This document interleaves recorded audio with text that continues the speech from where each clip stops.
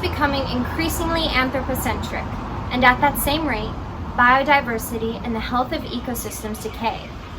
Industrialization and the burning of fossil fuels brought an accelerated change in Earth's climate. According to NASA, the planet's average surface temperature has risen about 1.62 degrees Fahrenheit since the late 19th century. The World Wildlife Fund's Living Planet Report 2018 shows population sizes of wildlife decreased by 60% globally between 1970 and 2014. A change in disposition is vital for any exigent demands of change to be met. Aldo Leopold emphasized that when we see land as a community to which we belong, we may begin to use it with love and respect.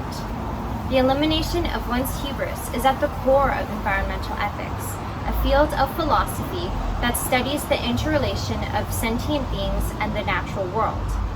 While its study produces fruitful interactions between humans and their surrounding environment, the flourishing of all constituents requires ubiquitous moral accord and political acclamation. Unfortunately, bureaucracy has not kept up with the human activity that alters Earth and its climate. That could be the result of indifference, faulty morality, or a combination of the two. A realization of ethical distinctions and obligations, as well as reverential respect, emboldens public figures and civilians to prevent human detriment on the natural world. Decisions, have them be political or industrial, are influenced by one's moral makeup. Thus, homogeneous morality begets large-scale collective decisions. How such decisions affect a democratic society's environment reflects that society's dispositions towards its environment. As a country that fosters independent reasoning, the United States has an abundance of moral dispositions, each of which can be tied to environmental concern. In 2015, a team of researchers at Yale University conducted a study to segment Americans by their moral receptivity to environmental issues. They produced 6 audiences, the 6 Americas: the alarmed, the dismissive, the concerned, the cautious, the doubtful, and the disengaged. As drawn upon the study, the standard of deviation is significant. Thus, the researchers conclude, a moral framing of global warming could resonate with many people who currently are unconcerned about the issue. The malleable dispositions that hypothesis seeks are those of the concerned. Stimulating their level of engagement can foster a shift in the alarmed segment and redirect the outcomes of global warming. By fashioning moral rhetoric using potent appeals, environmental activism will form around intuition, impartial from civilians' dispositions. Though seemingly constraining, which in truth they are not, these obligations must immediately effectuate for the posterity of all of Earth's life forms. The 1964 Wilderness Act, for instance, asks humans to leave the Earth untrammeled. By this, humans are not excluded from hindering and interacting with their environment, but from destroying it to the point of irreversibility. Not just for the sake of the planet, but for the sake of itself, humankind must abandon the notion that its sentience imparts superiority.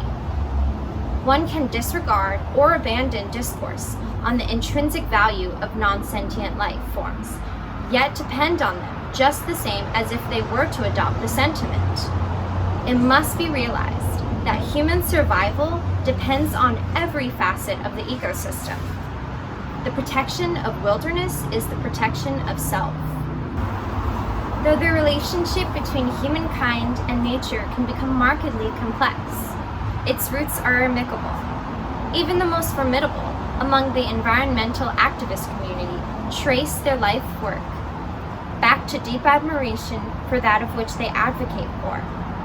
Wonder and humility are wholesome emotions, and they do not exist side by side with a lust for destruction, spoke American marine biologist Rachel Carson. Humans can begin to understand and take care of the natural world if and only if they are predisposed to a sense of wonder and awe for it. That said, wonder and awe are operative in this context of environmental ethics, in that they diminish proclivity for committing harm towards the environment. Those who are more familiar with the natural world are less inclined to exploit and degrade it. By manifesting familiarity, humans can preemptively spare nature from ill treatment. The decaying natural world beckons humans to use their sentience to reverse and prevent detriment. An understanding of environmental ethics can augment such shifts in social and political equilibria. To cultivate environmental concern to a magnitude in which the natural world may flourish, individuals must preemptively dispose themselves to a sense of wonder and awe for nature. If empathy ceases to exist, the moral obligations humankind has to Earth will not be realized, and the Earth, along with all of her beings, sentient and non-sentient, will perish. From this, it is seen that environmental ethics share relative intersectionality with the natural world and all of its inhabitants. Thank you.